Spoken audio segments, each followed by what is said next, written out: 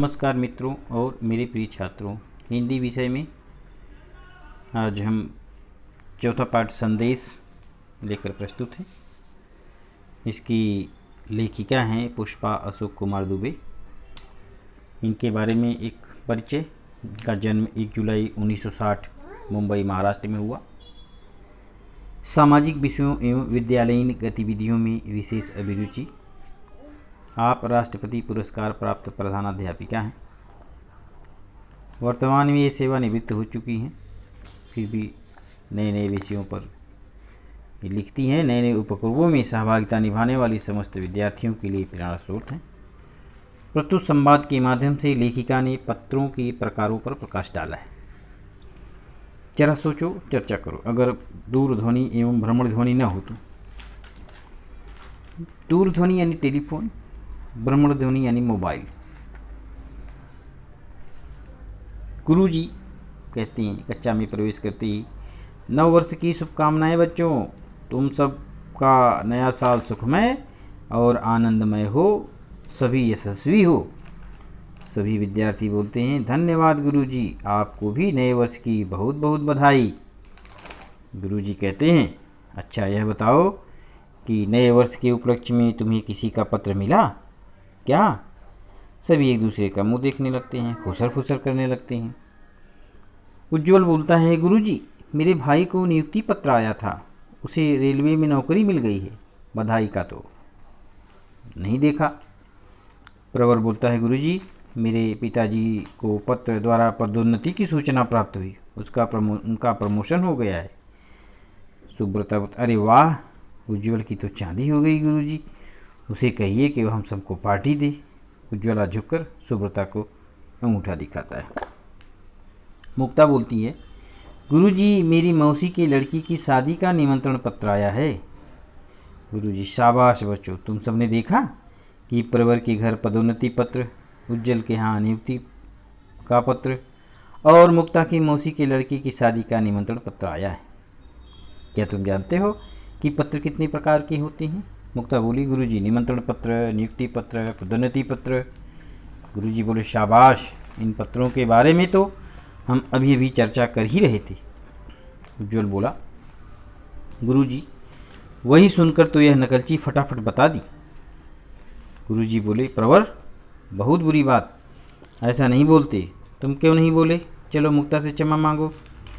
उज्ज्वल बोला, सॉरी मुक्ता, मुझे क्षमा कर दो। मुक्ता बोली, जाओ, मैंने तुम्हें माफ़ किया। अध्ययन बोला, गुरुजी आप ही बताएं, हमारे ध्यान में तो नहीं आ रहा है। गुरुजी बोले, सोचो सोचो। कुछ बच्चे सर खुजलाने लगते हैं, कुछ सिर नीचे कर लेते हैं। प्रवर तुम्हारे भाई को नियुक्ति पत्र मिला है, पत्र मिलने के पहले उसने कुछ तो किया होगा। अध्ययन बोला, प्रार्थना पत्र दिया होगा। गुरुजी बोले, शाबाश, तुम्हारी बुद्धि तो चलने लगी है। सभी विद्यार्थी हंस पड़ते हैं।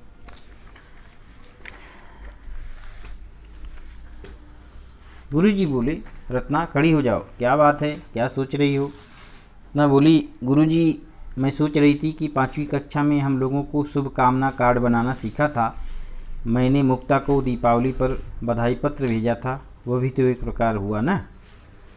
गुरुजी बोले, बिल्कुल सही रत्ना, शाबाश, तुम्हारी स्मरण शक्ति बहुत अच्छी है, शाबाश शाबाश। अरुण बोला, गुरुजी मेरी मम्मी बताती है जब टेलीफोन मोबाइल नहीं थे तो उस समय हाल चाल लेने के लिए चिट्ठी लिखते थे। गुरुजी बोले, हाँ, पहले कुशल क्षेम पूछने के लिए पत्र व्यवहार ही प्रमुख साधन था। सौम्या बोली, गुरुजी मेरे भाई ने अपने लिए बहुत सी पुस्तकें बीपी से मंगाई थी, उसमें एक पुस्तक फटी हुई थी, अब उसे क्या करना चाहिए?